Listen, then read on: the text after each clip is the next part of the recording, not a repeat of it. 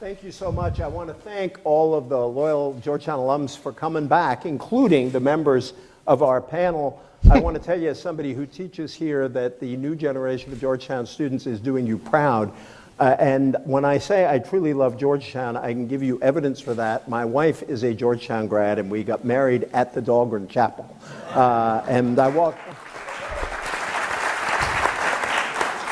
Actually, we have a lot of parties for the public policy school right in front of the chapel, and my dean one day told me, it must be really nice to walk by where you got married, and I said, it really is, and then I paused for a moment and said, and it's a really good thing we're still married, and that was, which it is.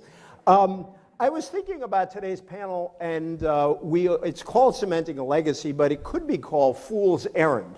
And it could be called Fool's Errand because figuring out a legacy at this moment, 1/8 into President Obama's second term, is very risky. Consider that if we had had a panel on Ronald Reagan in the depths of the '82 recession or in the middle of the Iran-Contra scandal, the judgment would be different than the judgment that came out at the end for many people.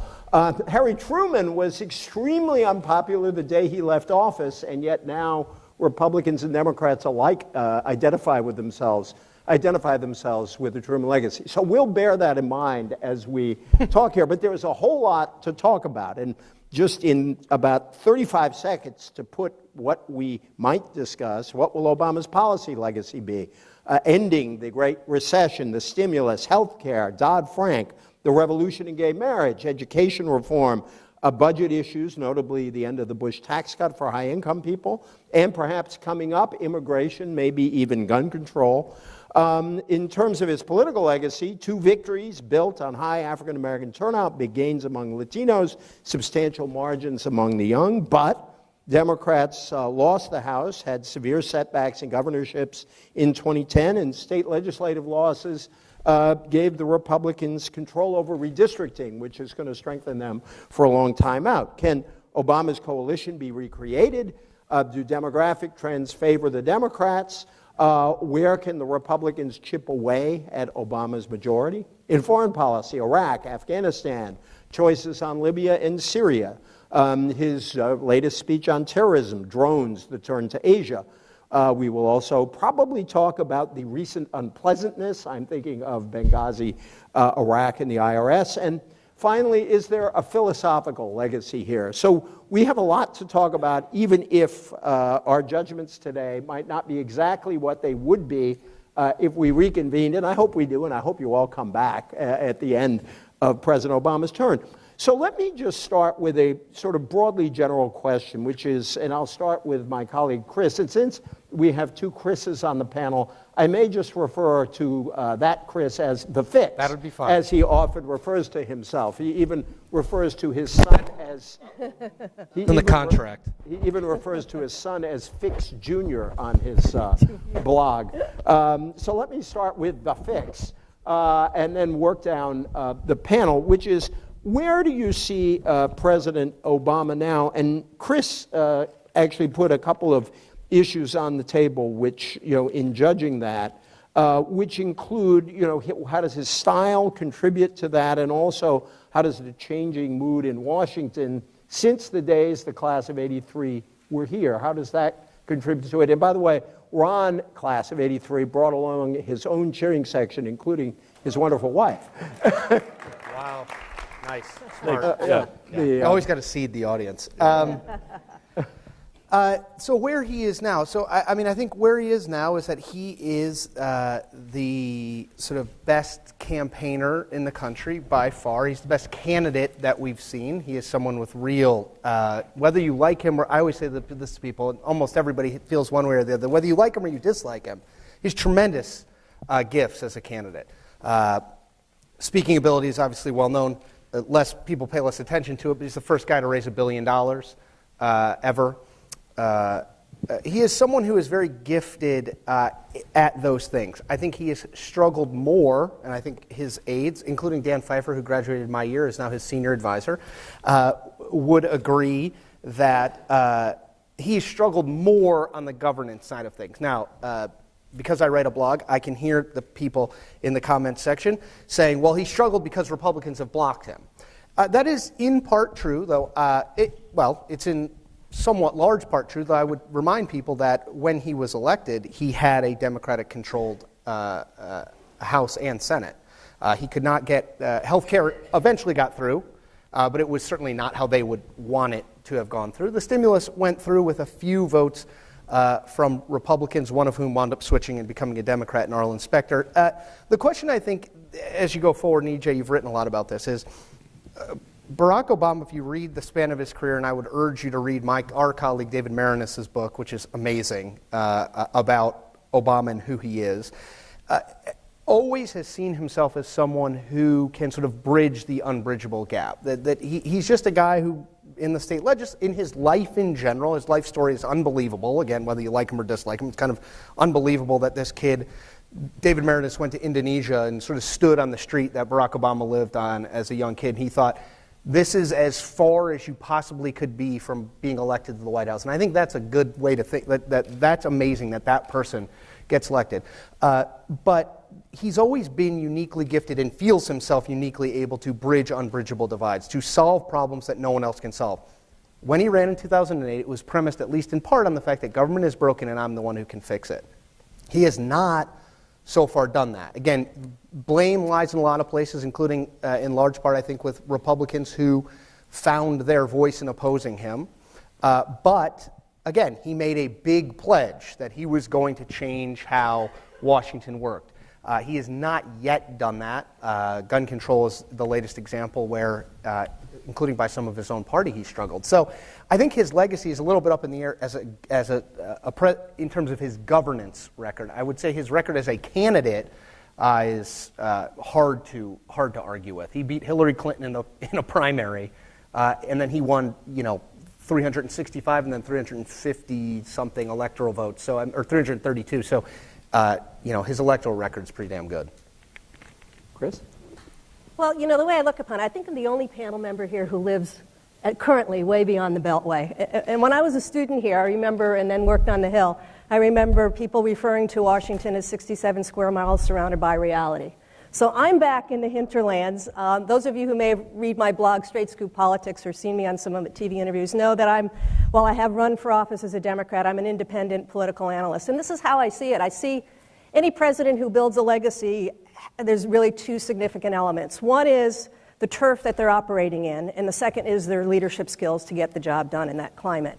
Now, I recall, and some of you may have worked, one of the beauties of going to Georgetown is, as we all know, we have opportunities to work on the Hill when we're going through school, and I did that when I was an undergraduate here and at law school, and that was back in the 80s and the 90s. And the environment down here was so different. The travel budgets for members of Congress were very low, so many members stayed in Washington over weekends. These are what I want to call the three elements that made life more productive and efficient in government way back when. Now, it still was political, but these were the elements. One was the travel budgets. Members were here. I mean, you would often go into the monocle restaurants on the Hill, you'd go into churches on Sunday, and you'd see members around. And so on Friday, they'd be killing each other on the floor of the House and the Senate. But by the time they played cards together over the weekend or had dinner at each other's houses, very often on Monday, not in all cases, but on Monday they were able to cut a deal on something. Number two, we didn't have all these wonderful stations like C-SPAN and all the cable networks. And because of that, there wasn't a 24/7 news cycle. So people who served in the House and the Senate, and I knew this well when I was a state legislator as well, you could take a tough vote. And the president would be working with people who could take tough votes, and they'd have enough time to go home and explain it to their constituents before they were being blasted all over the TV. So, and the third element is the money. Obviously, we all know campaign financing has just skyrocketed. And so back in those days, for a 4-year presidential cycle, you at least had 2 years to work some things out that may be controversial. And in a 2-year congressional cycle, you had at least the first year before it really got super political. And now, as we all know, there's no stop. Everybody's already talking about 2016. So when President Obama came in, he has today's climate, and that is a very tough climate to deal with. But the second factor is, Barack Obama is not Bill Clinton. Barack Obama, if you watched him as I have, and I'm sure you have the last few years, he loves being the chairman of the board. he doesn't really enjoy the nitty-gritty of being the CEO and running the country. Bill Clinton was very detail-oriented. When I was a Senate Chief of Staff, he'd be working the phones constantly, and he knew the nuances of legislation. Thanks to a Georgetown grad who's now the Chief of Staff to the President, he's been starting this schmooze routine by inviting members of the House and the Senate to dinner. But it's a little bit too late. You have to have built those relationships in the first term in order to build on that. And he hasn't. Can it work? It can work, but it's difficult to pick up when you're starting now. Plus, I don't know if some of you saw the New York Times Magazine section article. It was a few years back, about 4 years back, that it was a little bit too psychological, I think, for me. But it talked about his upbringing and how his relationship or not relationship with his father affects his dealings with other people, and how it makes him reluctant to really get close and deal with some members of Congress to work things out. I don't know if that's true or not because I don't know him that well, but I know that the leadership part of it and his campaigning, the fix, Chris is absolutely right. He's terrific out on the hustings. We've seen him do that. But the more he does that, the more it antagonizes the Republican side. And it makes it tougher for him to cut a deal. So, he has to balance off that part of it. And I can talk. I don't want to go on too long because I know Ron wants to participate, but some of those other issues we'll hopefully get to. Sorry, Ron. Sorry. Go ahead. Well, look, I have a very different perspective than Chris and Christine, and I'll state my biases. I worked on both the 2008 and 2012 Obama campaign, and love President Obama. I also worked for President Clinton in both of his campaigns, and love President Clinton. But I think that the legacy of the Obama presidency is going to be one of the most significant in our time. And I think there are 4 parts to his legacy that are established already that make his presidency truly transformative. The first is the economic turnaround. You can agree or disagree with his economic policies, but just on the math, on the numbers, he will finish his presidency with the greatest percentage growth in the stock market, national wealth, housing prices, and the greatest nominal reduction of the deficit of any president in our history. So saving the 2 auto companies, turning around the economy, I think that will be a historic legacy. Secondly, health care reform. Ending the time in our country where people could lose their homes, their bank accounts, everything because they didn't have health care coverage. That is a significant achievement. It's a historic achievement because I think it ends a 100-year project that began with President Wilson of building a social safety net, starting off with workers' comp and minimum hours, maximum working conditions, through the New Deal, Social Security, through the Great Society, Medicare, now with health care reform. I think our social safety net as a country is pretty much complete. And I think that ended with President Obama, and I think that's a historic landmark. He ended 3 wars that began on September 11th. The war in Iraq, the war in Afghanistan, and the war after al-Qaeda that attacked us on September 11th, killing Osama bin Laden, bringing the other people responsible for it either to death or to imprisonment. And I think when you talk, I teach, as EJ mentioned, I teach on campus today. For children today, this is a war they have lived with since they were 9 years old. And for those wars to come to an end under this president is a tremendously significant achievement and a historic one. And finally, we've just transformed our society in terms of inclusiveness in these 5 years, starting off with the fact we have our first non-white president, but well beyond that, what's happened in terms of our inclusion of gay and lesbian Americans, the revolution in gay marriage, which neither party was willing to touch in 2008, will be legal in more than half the states by the time President Obama is finished. Gays are serving openly in our military. The inclusion of Hispanics is a significant part of our national political system, and with comprehensive immigration reform, which I think will get done, making 11 million more people who are in this country, many of whom are Hispanic citizens. I think that inclusiveness, that change of the dominant paradigm in our society is also a historic landmark. So I think when you look at those 4 things, the economic turnaround, health care, ending the wars, and the inclusiveness of people of color, gays, Hispanics, all these changes in our society, I think those are 4 incredibly powerful historical changes we've seen under his presidency, and I think that's what the history books will look back and reflect on. I just learned one thing, which is if I ever need a lawyer, I'm going to hire Ron Klain, although I know I wouldn't be able to afford him. But that was excellent. Let me go back to the beginning on President Obama, which is that to me there was always a potential contradiction in his original 2008 promise, even though you don't have to see it as a contradiction, and I don't think he saw it as a contradiction, which is on the one hand, he ran as the president who'd bring red and blue together. There's no red America, there's no blue America, there's the United States of America. And so this implied a degree of bipartisanship that proved to be absolutely impossible and was probably structurally impossible from the day he walked into the White House. On the other hand, he promised to be a progressive reformer who'd really change the country. And indeed, on your list, notably, healthcare, Dodd-Frank financial reform, and some of the things that actually happened inside the stimulus, there was that sort of reform.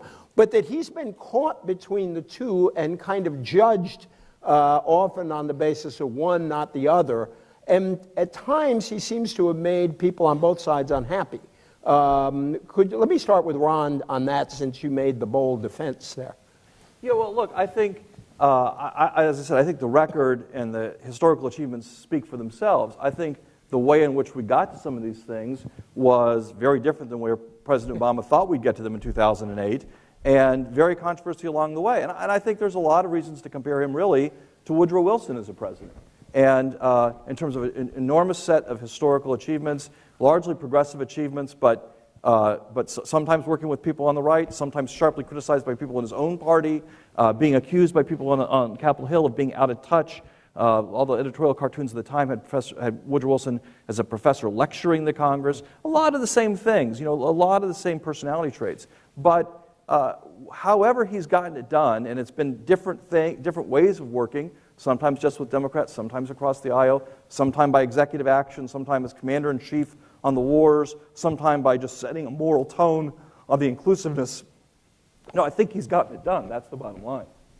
Incidentally, for those interested, a friend and colleague at the Brookings Institution, Pietro Nivola, wrote a wonderful essay comparing Woodrow Wilson and Barack Obama and sort of detailing much of your case on the similarities. Chris? I don't disagree with Ron's points on his achievements. Certainly health care, people criticized him for moving off the stimulus and taking on health care at that time, but it was ripe for taking on at that time.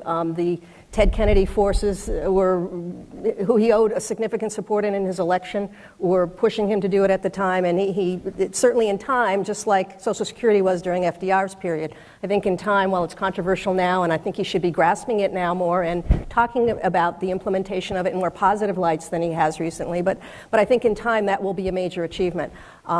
And I do think taking us from on the verge of falling off the fiscal cliff as we were in 2009 and saving that is too. But I also think that some of the really tough issues like the grand bargain, which people want him to try to achieve on the deficit with the Republicans, hasn't been achieved, probably will not be achieved in the next 3.5, 4 years, is a failure that I think the public in the long term is going to regret that he didn't achieve. So I think Joe Biden has been an enormous asset. Let's face it.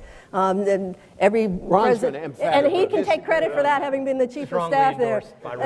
Joe, I met Joe when I had just gotten out of, I was in school getting ready to go out. He had just started in the Senate, and I interviewed in his staff, and I didn't go to work for him, but I've known him for 30 years, and he is right after the election last November, a perfect example. With the sequestration pending and everything else, he was able to cut a deal on the budget with the Republicans on the Hill. He went up there, and he has the relationships he's been able to build, and he did an excellent job. So I do think, and I do think on social justice, those of us who, and most of us I'm sure did watch the state of his inaugural address, his second inaugural address in January.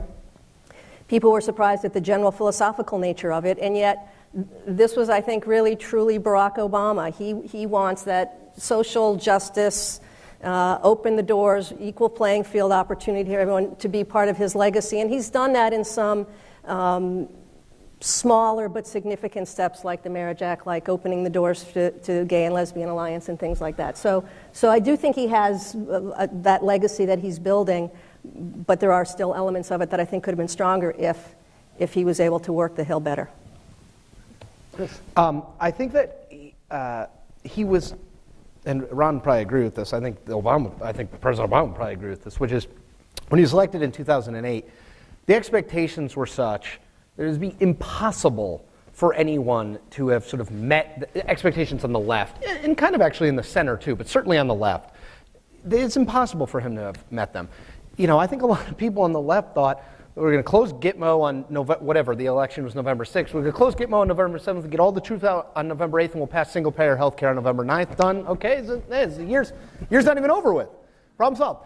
Like the reality is, anyone who's worked on the Hill or knows the Hill knows that that's not possible. So I think he suffered from the overwhelming nature of his victory, which, look, you'd rather have an overwhelming victory than not, but it still set him up in some ways to fail almost no matter what he did. I do think, to your point, Luigi, I do think there is, I think this is true with most politicians. It's definitely true with Barack Obama. There's a battle between pragmatist and sort of idealist.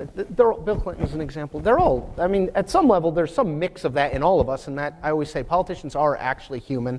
Good to remember that. They have those same sort of sets of motivations too. I look back, and I actually think he genuinely believed when he was elected that he, as a unique historical figure, the way in which he was elected, who he was, his background, that he was someone who would be able to bring people together. And I think he did attempt to do that. I actually look back to the whole debt ceiling debacle that happened in the summer of 2011. I remember it fell apart. I can't remember what grand bargain it was, but it was one of the many times we've discussed a possible grand bargain. It fell apart, and Barack Obama goes and gives a statement, and John Boehner goes and gives a statement. And both of them are clearly very worked up. You very rarely see emotion at that level of politician. They're good at not making clear how angry they are. That's one of those things I think, get better at.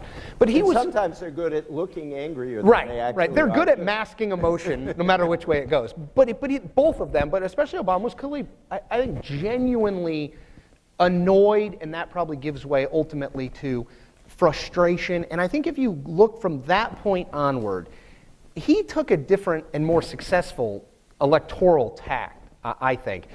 He was no longer sort of willing to reach out. Now, his re-election race was coming up, and there were a lot of other factors there, but I actually think he turned into a much more successful politician from that point onward, because I think he listened to maybe what Ron and what other folks in the administration were saying, which is you think the Republicans are waiting to find something that they want to work with you on, and they are in fact not. I mean, I know for a fact people within the administration were saying to him, you are extending yourself, but there will be no hand back. And I think the debt ceiling crystallized that for him, and you saw a different, and I would argue more effective, again, agree or disagree with his policies, effective in terms of getting what he wanted done and the messaging he wanted out there from sort of August 2011 and certainly until November 2012, and actually through the fiscal cliff and into the early part of this year.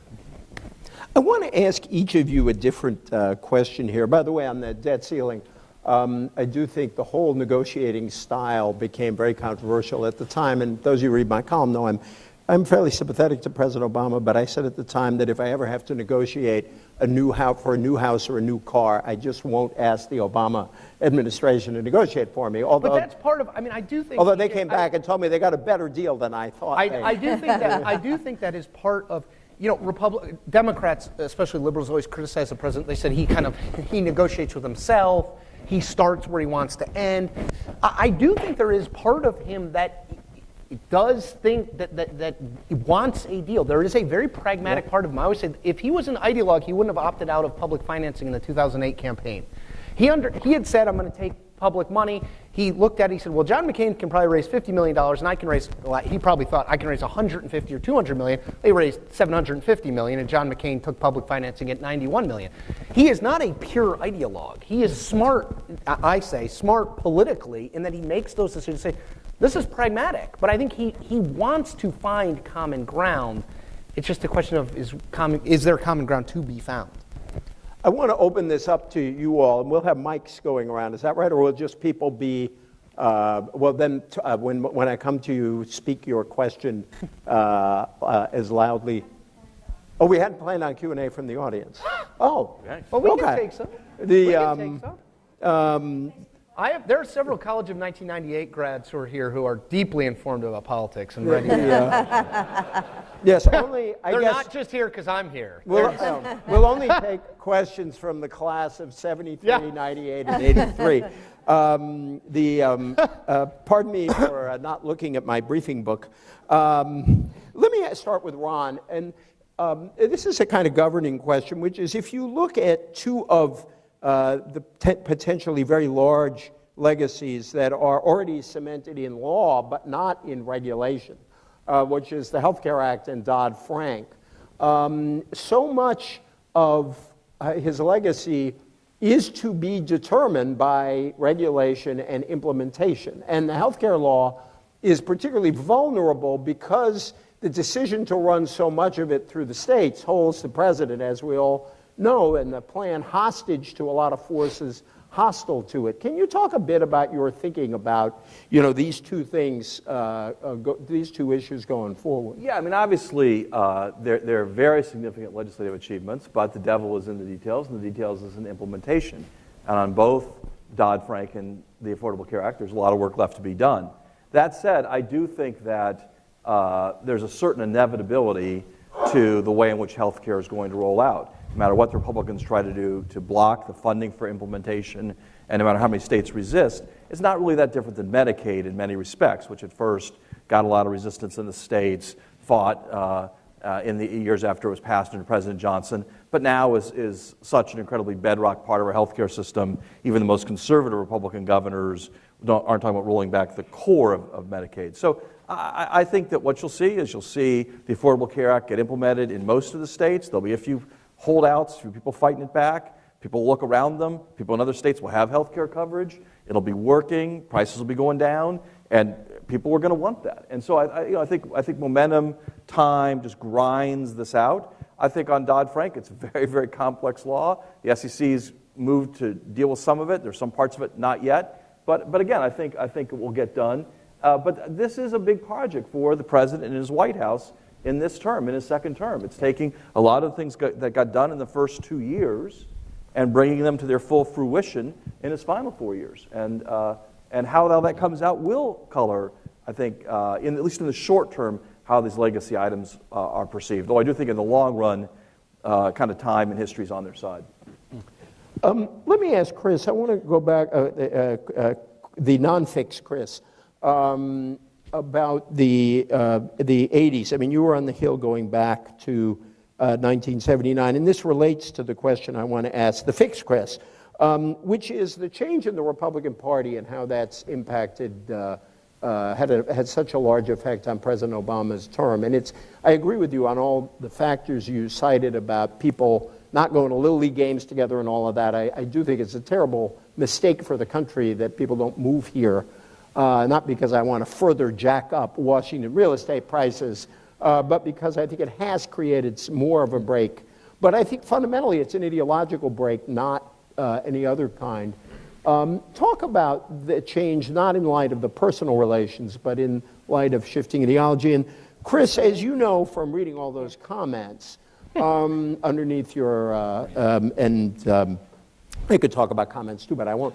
A lot of people come back at the media, and I'm on the liberal side myself, so I really get this argument that we pretend that there is equal, each party is equally distant from the center and all of that, where at this point that's just not true. So I want you to address that critique, but if Chris could talk a little bit about the change, again, not just personality and dealings, but ideology. Yeah, well, I mean, as most people know, the Republican Party was a much broader tent back then. There was a very precise, moderate segment of the Republican Party, even moderate liberal.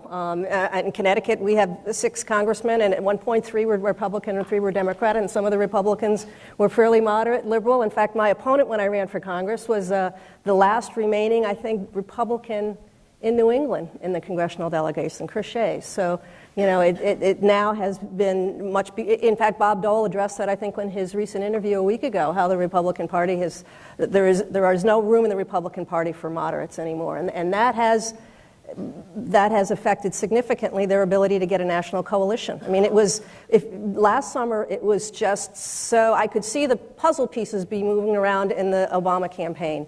They went from one constituency group to the next on issues. They had the gay-lesbian issue, they had the health care money for Catholic and non-Catholic institutions issues going to the women's vote, they had immigration that they talked about. They went from one constituency to the next, and you had the Republican Party sitting there watching it all and not able to address that because they had alienated women on issues, they had alienated Hispanics on issues, and so until they, in fact, now you talk about the legacy, I mean, if immigration passes at all, many say it won't be simply because President Obama supports it, which is important, but if he lets the Republicans and Marco Rubio take the lead on it, then the Republicans will get some credit for it and enable them to build somewhat of a base in the Hispanic sector for the next presidential election. So it's all about putting those votes together to get to 51%. And the women's vote, you know, that Democratic presidential candidates have gotten the last few times repeatedly, the Republicans have lost on that, and they need to figure out an agenda to pick that up as well. So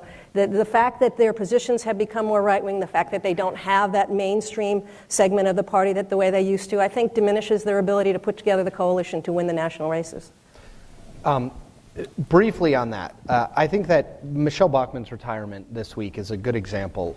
Michelle Bachmann, and I don't even, her defenders, and there are some, wouldn't, well, there are. How many? 4 or 5? There are. I talked to them this week. I don't even think her defenders would say this is someone who left a lasting imprint on Congress. She really, I mean, she ran very briefly for congressional leadership. It was literally like a one-day campaign, and then she dropped out because she was going to get, 30 votes, and her opponent was going to get 200 votes.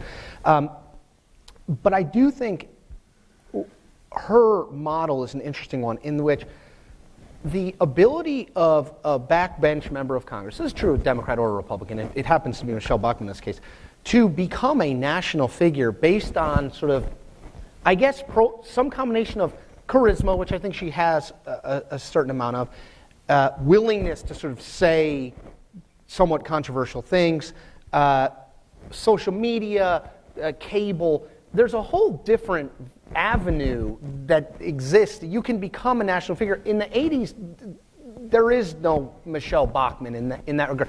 There's just no way because, like, Tip O'Neill never, like, there's no, you can't get there where you can now. And we've seen this.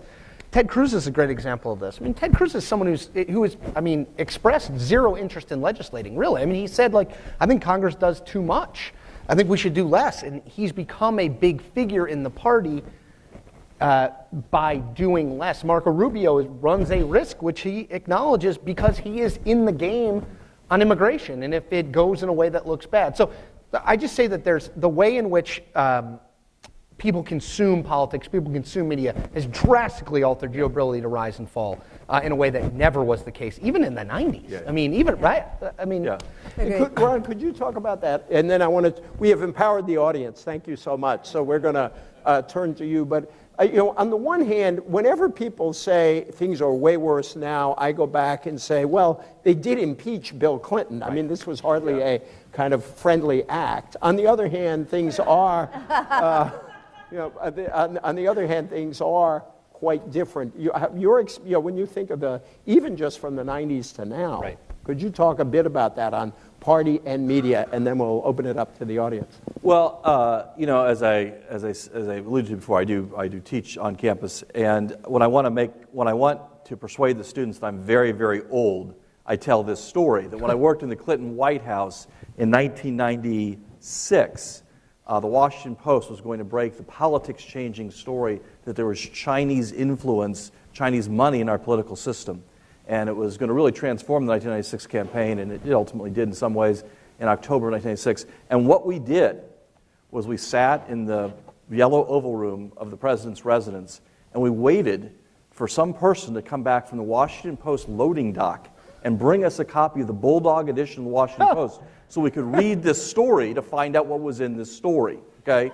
Now that's 1996, not 1896, not 1966, right? So if you think about... I thought we met on the Bryan campaign. Yeah. So if you think about, a relatively short period of time of having the President of the United States sitting around waiting for someone to walk a newspaper back to the White House, to today, where if I haven't read what Chris has posted in the past 7 minutes, I'm out of date of what's important in American politics. Just the pace. That's exactly how Chris views it. Thank you for that endorsement. The pace of all of this has changed. Now, I will say this.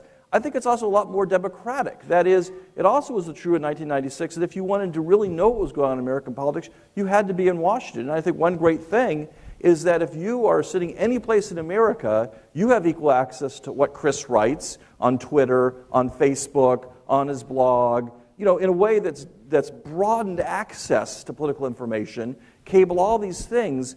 It is much more of a national conversation than it was 20 years ago. It was a conversation inside the Beltway. And I'm sure there are negative things about that in terms of polarization and whatnot, but there's a lot of positive things about this. It's a much more open system in terms of a national dialogue, a national conversation than it was 20 years ago. And to add to Ron's point, I think, and big mainstream media companies, including the Washington Post, are dealing with this, but a democratization of content, too. I mean, it used to be, back then it was like, well, the Washington Post, back then, I mean, I graduated from college 2 years later, so again, it's not like, and we took the horse and buggy over, but... I can't tell you how old I'm feeling. Yeah. But there is a leveling. Back then it was the Wall Street Journal, the New York Times, the Washington Post, AP, and then the broadcast networks, and maybe the LA Times. Now, I mean, people always say, like, oh, hey, what's your competition? Well, I mean, it's basically like anybody who can type onto the internet and put their, which is basically everyone at this point. That's an oversimplification, but it is in fact true. And I do think that is a great thing for journalists. We are way more accountable now than we used to be. I always joke people would say, oh, that story generated a lot of talk. I had 2 letters to the editor from that. It's like, I mean, now you have like instantaneous, I get one thing wrong, or I like misspell the name of a character in Game of Thrones on my Twitter feed. People are like, it has an E in it. How could you get that? Like people, I mean, these are people who mostly live in their parents' basement, but regardless, I mean, whatever, it's fine. That's a respectable life. But the point is that it I think helps keep us on our toes in a positive way. There's a lot of vitriol out there. I think you have to put that out, but it keeps us on our toes, and that's a good thing ultimately for everything what we're all after. But if I could just add, it does keep us journalists and others on our toes, but when you're flooding the public with so much information on a rapid, every second basis, it's hard for folks who are raising a family and working and everything else to separate the wheat from the chaff. And so you have public officials sitting there taking votes on things and getting, just like on the gun vote and the NRA, where there's a lot of misinformation out there, it makes it tougher for public officials to take those votes when they're getting feedback from people who may not have the full information on issues. And so it's I'm going to make one observation and then turn to the first question in the audience, which is, I love the new technology and I enjoy participating in it, but there's that old line that a lie gets halfway around the world before the truth can get its shoes on. And I think that the new media make spreading truth more efficient, but they also make spreading untruth more efficient. And it's a really interesting problem for all kinds of media and for citizens right now. And eventually there's a correcting process, but I've always thought that when something really bad about someone gets out there and it's totally untrue, they never fully shed it. It's always in the back of people's heads, even if it's wrong. And I just still think that's a problem that I don't know how we can you imagine a decade ago the President of the United States going to the White House briefing room and with the copy of his birth certificate to prove that he was born? I mean, it's remarkable the power that those, and I still get emails, from people. Have you seen the birth certificate? I'm like, I don't spend a lot of time on that particular topic, but the power of it is remarkable. Yeah. Sir, thank you. You mentioned early on we would get to subjects like Benghazi and the IRS, so I wonder if we can turn to that real quick. So I think the administration is trying to present an image that Republicans are making a mountain out of a molehill. But simple facts are that, there was a terrorist attack last 9/11 on sovereign U.S. soil right before the election, and there clearly was some attempt to try to divert attention from what had happened for political purposes due to President Obama, specifically Secretary of State Clinton, leaving the homeland unprotected. That embassy was left unprotected. So I wonder how that is going to continue to play out. Specifically, I'm interested in what my friend Ron Klain thinks, and whether that's going to affect Obama's legacy, or is it just a speed bump and it moves into history? And then I have a similar question regarding the IRS issue. Thank you. Yeah, we'll assume the IRS as part of this discussion. You want to answer first? Well, look, I think obviously it was a horrible tragedy at Benghazi, and I think the brave people who were there trying to protect our diplomats, several of whom lost their lives, wouldn't say the facility was unprotected. Surely it wasn't protected well enough. But I think that there was no effort to cover it up. Obviously, everyone knew it happened, and the president called it an act of terror the next day, and has obviously conducted a full review of what went wrong and trying to buttress our security at our embassies to prevent it from happening again. I think, let's be honest, I think the fact that there's a lot of noise and strum and drang about this on Capitol Hill has a lot more to do with Republicans' views of Hillary Clinton's 2016 candidacy than issues about embassy security. But I hope we do get a better embassy security policy out of this, and I hope we do more to prevent those kinds of incidents from happening in the future. I think on the IRS, obviously, we need to get to the bottom of that. We need to figure out what actually happened, who gave the orders, why there appears to be there was unevenness in the enforcement of this, these rules and regulations. And I think it's still too soon to say why all that happened. I don't think there's any evidence that anyone at the White House was given any orders or suggesting that people do that. I think that's why I don't think this is a scandal that touches in the end the White House, the president, or senior officials in the administration. But he's the president of the United States. He's responsible for the conduct of the government. He's responsible for what officials are doing under his authority, and the IRS is part of that. And he's got to clean it up and straighten it out and fix it. And I think I hear people talk about restoring confidence in the IRS. I don't remember the era when there was a lot of confidence in the IRS, but I certainly think every American has a right to be equally skeptical about the IRS, whether you're a liberal or a conservative or a moderate, and equally hate the IRS no matter what your political perspective is, and that's what we've got to get back to.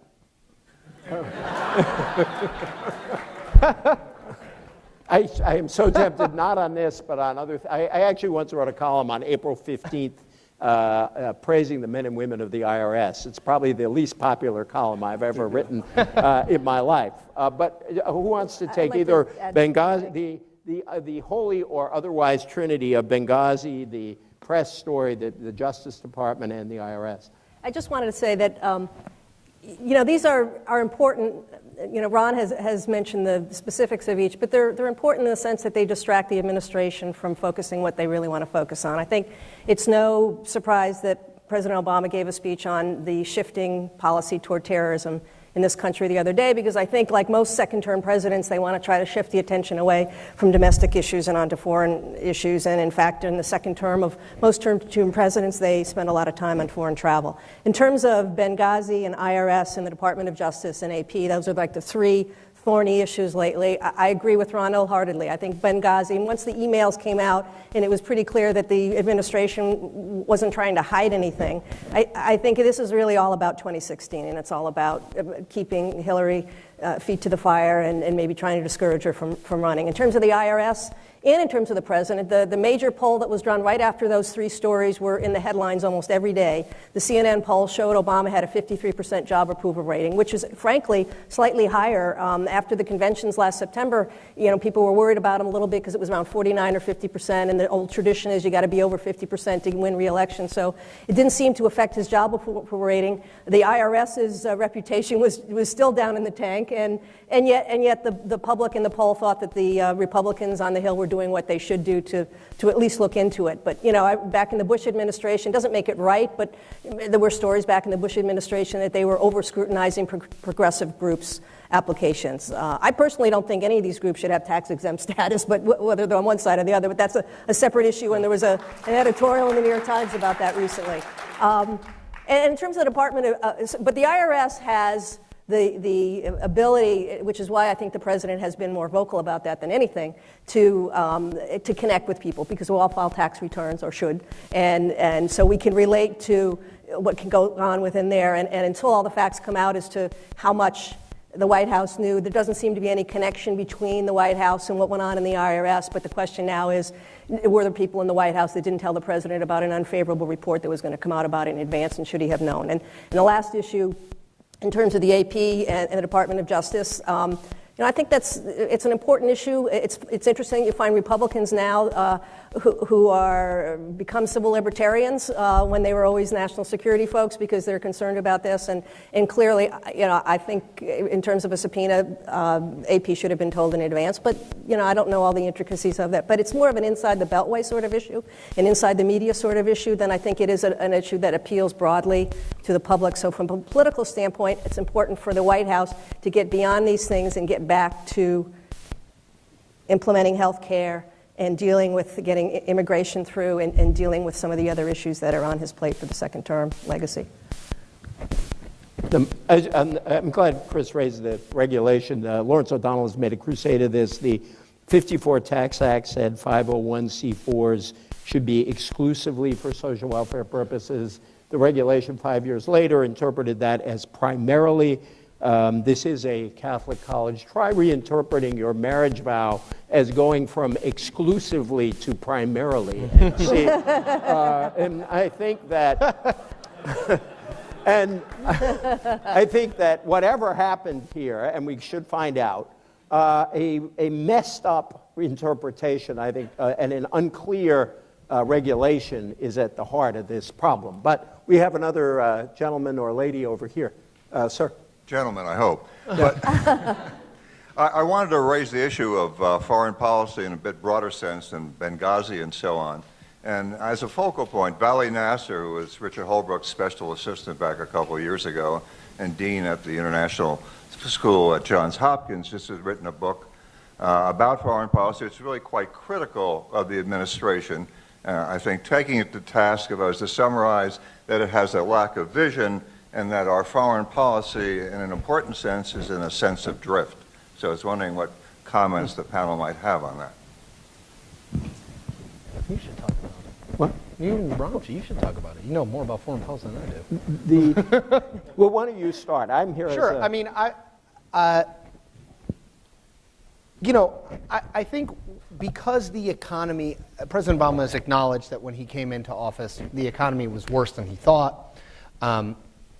Because anytime the economy matters, and when it matters almost always is when it's struggling, when it matters politically, they spent so much time on that and healthcare in the first term that, in truth, I don't want to say foreign policy got left behind, because it didn't, but I think that the vast majority of the focus that the Obama team put on things was in domestic policy, because they understood that that's where people cared about.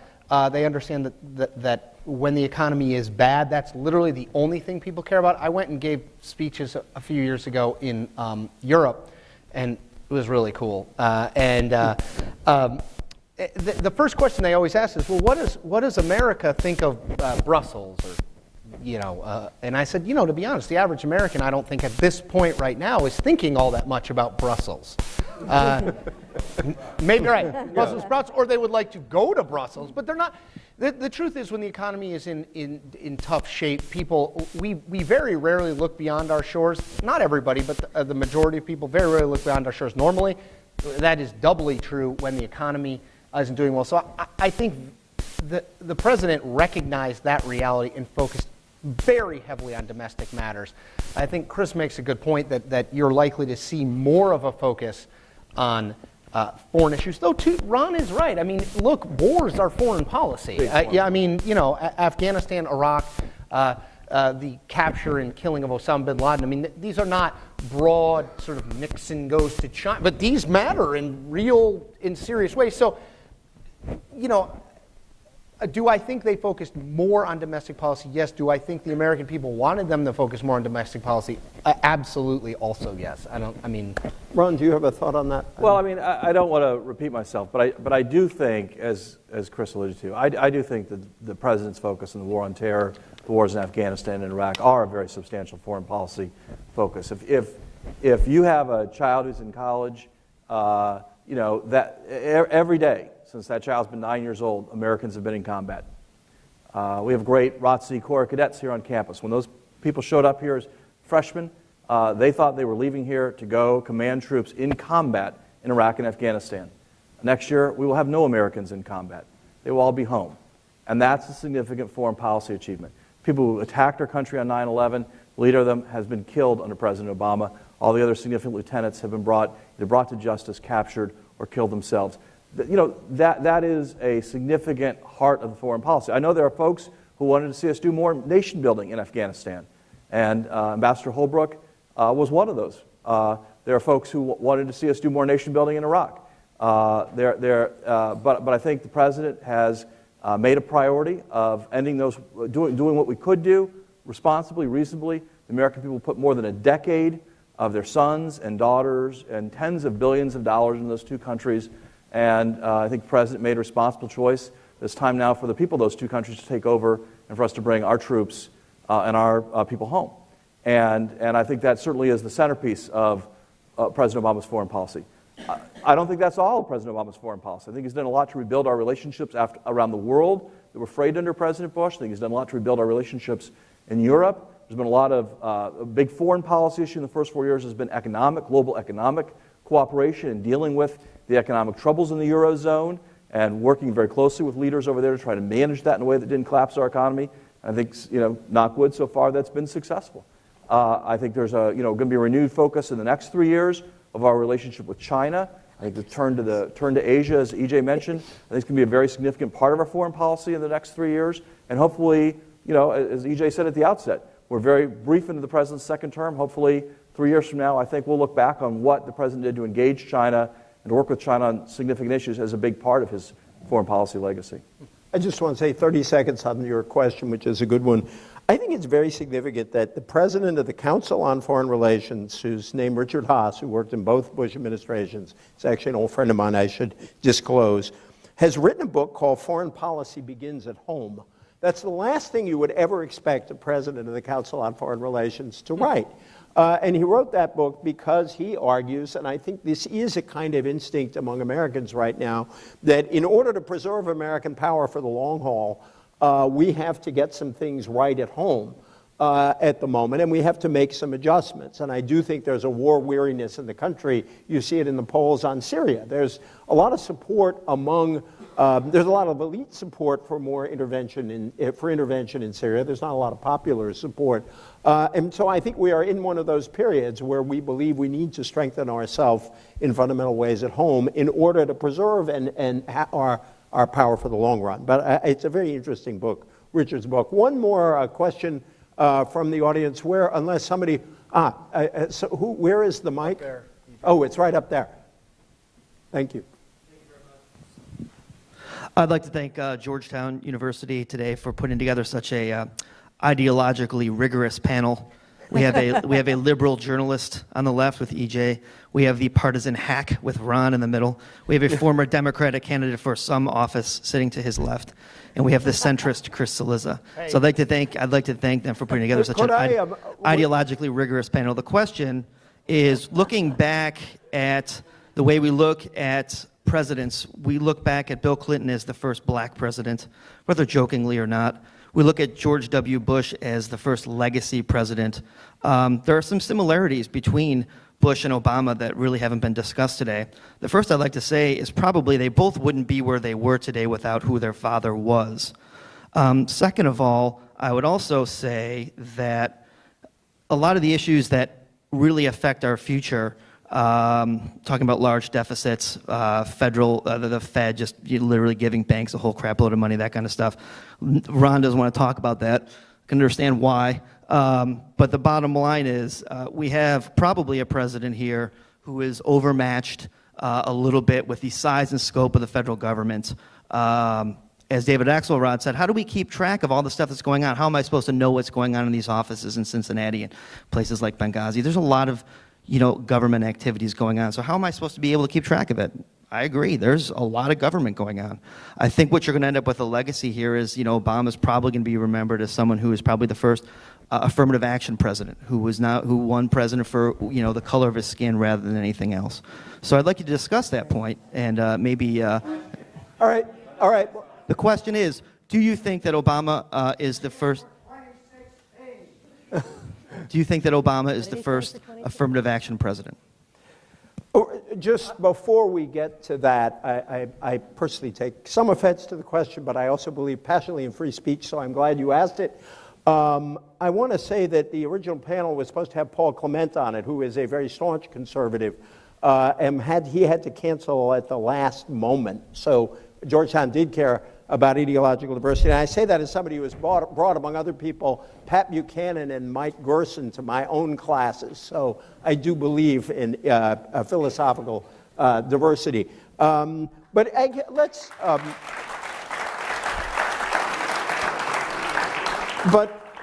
the gentleman raised a series of questions that reflect a certain reaction to the president and also, and I think could allow us to sort of offer some closing comments on the Obama legacy. Let me start with Chris. Well, let me answer the question as asked first, and then I can talk more broadly. I would say I think Barack Obama's background, an African father, a white mother, largely raised by his grandparents in Hawaii, did clearly, in the same way that my background as a dad who's a teacher, a mother who works in healthcare, raised in Connecticut, our background, of course, impacts our who we are. Do I think he was elected because he is African American? No, I wouldn't agree with that. I think he was elected in large part some combination of who he was and who people believe he represented, which I think a lot of people believed he represented sort of the American story in some capacity. And frankly, and you can debate how much it was, 50-50, 80-20, I think some significant part of it was his name was not George W. Bush and he did not have an R after it. That is the reality of that 8 years. Many people just wanted a change. John McCain, people say, well, what if they nominated Mitt Romney in 2000? I don't think it would have made a huge difference. But I think the broader question that you raise as it relates to size of government, it is sort of the crux of the ongoing debate that we have in this country between the two parties. Bill Clinton very famously declared the era of big government over. Bill Clinton, a Democrat. I think Barack Obama was elected, at least in part. People point to Iraq as the thing that brought George Bush down, but if you look at the numbers, and the numbers aren't everything, but if you look at the numbers would suggest that Hurricane Katrina and the handling of that, coupled with Iraq, helped bring it down. Barack Obama was elected, at least in part, to bring back competency and make the government do well those things the government should do. I think people have, and you can look at this in polling, people have incredibly contradictory views within their own mind about what the government should do. Should everyone be covered by health care? Yes. Well, we probably have to raise your tax to do that. Well, we're not doing. We contain multitudes, often very contradictory multitudes. And I think where we are as a country right now is in this battle between, there is a libertarian strain, particularly among younger people. They want government out of their personal lives.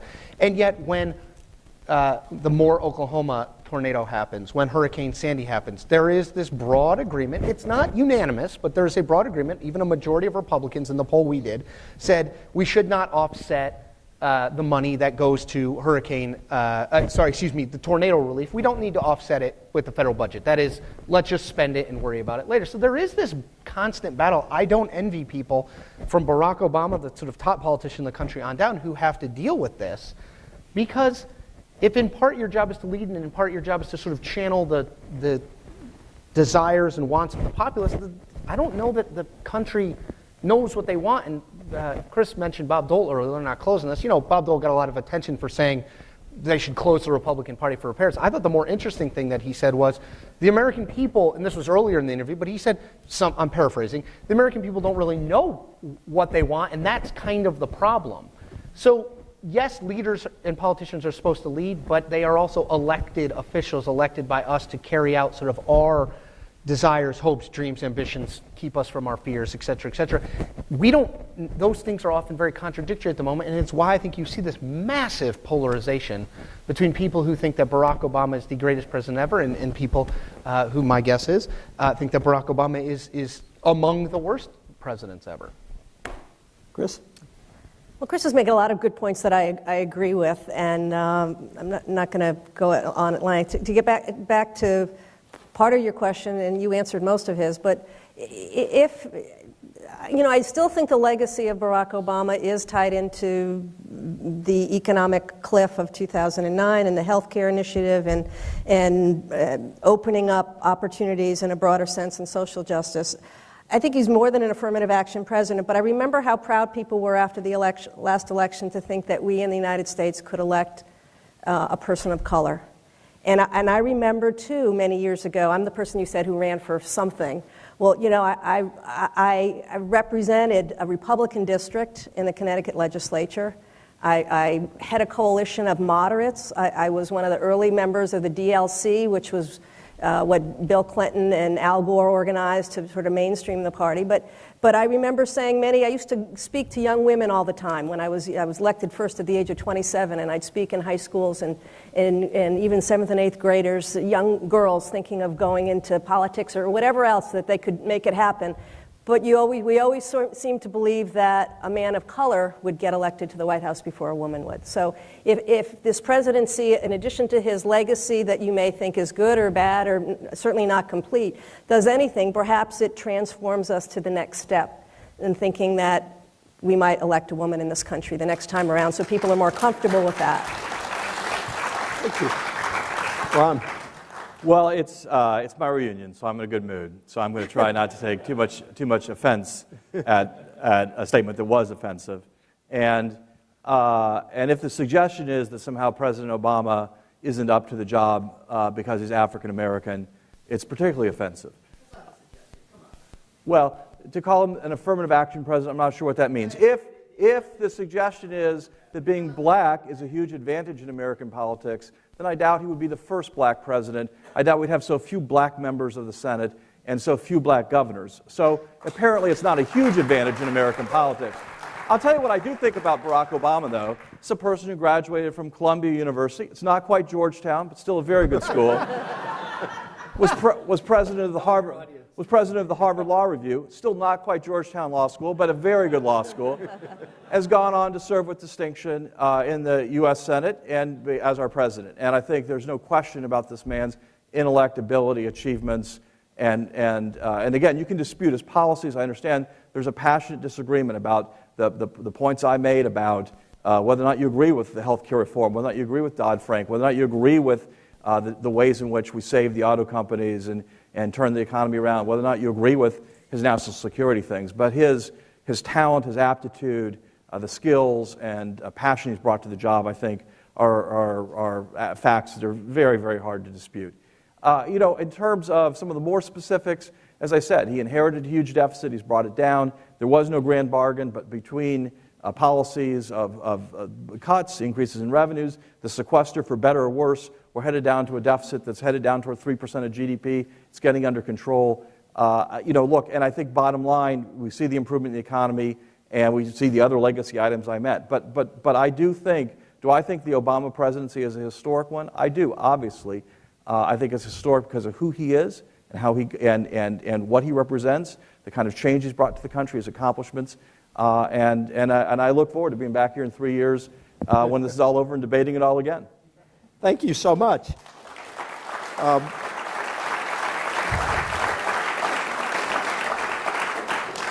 I just want to say 3 quick things in closing. The first is my favorite response of a politician who was dealing with a crowd that was really coming at him. It was Barney Frank, was at a very difficult town meeting. And finally he looked up and he said, look, we politicians are no great shakes, but you voters are no day at the beach either. I've always loved that line. The second point I want to make very quickly, and the passion in some of the conversation here reflects, I think, the fact that we Americans are really sort of, our experiment is rooted in 2 sets of ideas. One set about community and solidarity, and the other set about liberty and individualism. And that we as a country are constantly looking for the right balance between those 2 sets of values, and that we happen to be having a particularly sharp debate right now in the country. But in the end, I still think it's good for us to remember that we're actually best off when we figure out a right balance between the 2 rather than put one set or the other set aside. Last point I want to make is to thank this distinguished panel of Georgetown graduates and this distinguished Georgetown audience.